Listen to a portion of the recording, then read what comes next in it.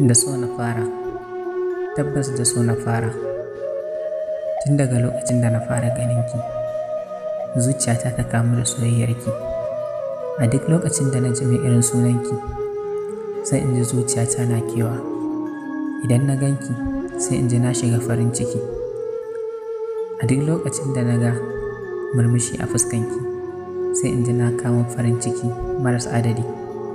Sai dai na kasa bayyana miki saƙonnin da suke cikin zuciyata saboda kwarjininki.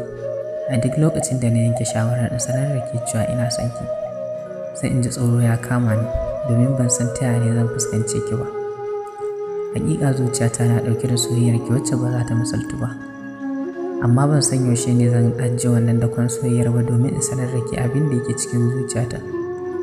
Hakika da sanki nake kwana, da shi kuma nake tashi. Nakan gangara bacci, sannan nakan kasa cin komai har sai na yi tunaninki, ke kin ci ma ko baki ci ba. Hakika ina son ki. Wannan ita ce hanya mafi sauƙi da zan turo miki saƙon zuciyata zuwa ga ke. Ina son ki, ina son ki. Kada ki ce a'a, masoyiyata, ke ce kaɗai abin ambatona.